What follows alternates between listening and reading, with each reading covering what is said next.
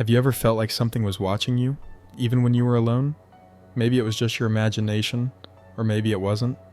Tonight, I have a chilling story that will make you question the shadows around you.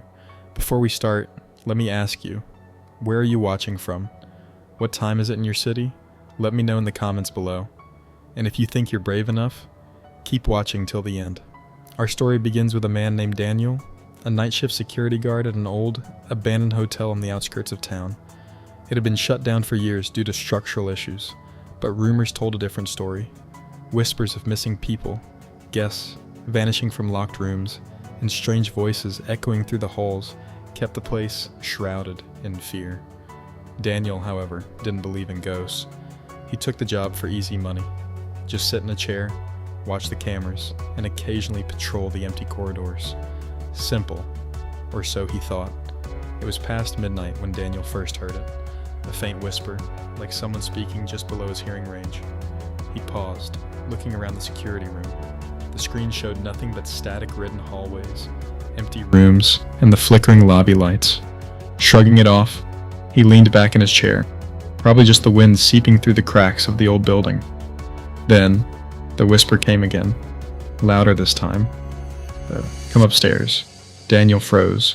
The voice was soft, almost pleading. He glanced at the monitor, switching through the cameras. That's when he saw it.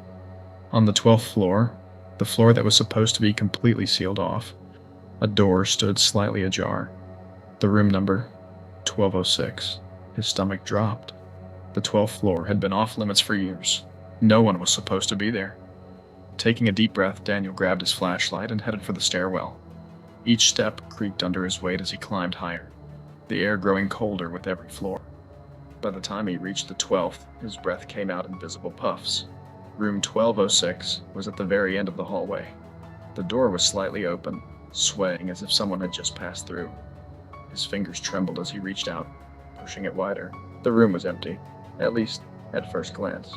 The furniture was covered in white sheets, dust particles dancing in the beam of his flashlight.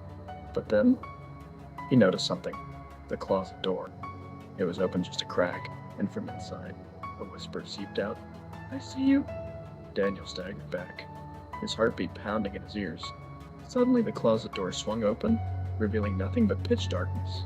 The whispering turned into frantic murmurs, voices overlapping in desperate tones. And then, a hand.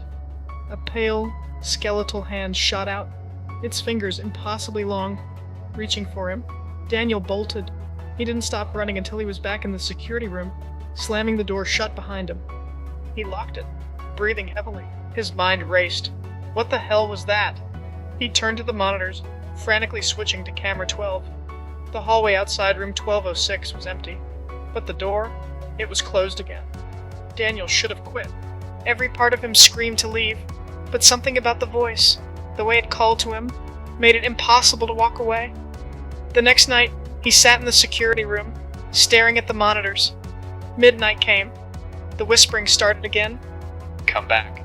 This time, something changed. The cameras began to flicker, cutting in and out. The feeds became distorted, showing glimpses of something moving in the halls. A shadow, a figure with no face. His breath hitched, and then... Daniel should have quit. Every part of him screamed to leave, but something about the voice, the way it called to him, made it impossible to walk away. The next night, he sat in the security room, staring at the monitors. Midnight came. The whispering started again. "Come back." This time, something changed. The cameras began to flicker, cutting in and out. The feeds became distorted, showing glimpses of something moving in the halls. A shadow, a figure with no face. His breath hitched, and then the power cut out. The security room was plunged into darkness. Daniel grabbed his flashlight, its weak glow barely piercing the shadows. The whispering was everywhere now, circling him, overlapping voices whispering his name. Then, a knock, soft, gentle, coming from right outside the security room door. His blood ran cold. "Let me in." The voice was right outside. Daniel's hands shook as he reached for his walkie-talkie, trying to call for help, but all that came through was static. The knocking turned into banging. "Let me in!" Something scratched at the door, nails dragging against the wood. The air grew thick, suffocating, and Daniel realized he was not alone in the room anymore. Something was behind him. He turned, his flashlight shaking, and for a split second, he saw it. A twisted, grinning face, inches from his own. The light flickered, and everything went black. The stairwell should have been right there, but as he sprinted, the hallway seemed to stretch, endlessly expanding. Doors lined the walls, each numbered 1206. His breath hitched. This wasn't real. It couldn't be real. But the whispering grew louder, the walls seeming to breathe as if the hotel itself were alive. Shadows twisted along the ceiling, shifting in unnatural patterns. A door ahead creaked open. Daniel skidded to a stop. Inside was a mirror, but it didn't show his reflection. Instead, it showed him inside room 1206, standing before the closet, slowly opening it, and in the reflection, something was waiting inside the darkness, a grotesque, gaping mouth, filled with rows of black, jagged teeth. The thing in the mirror reached out, its elongated fingers stretching toward him.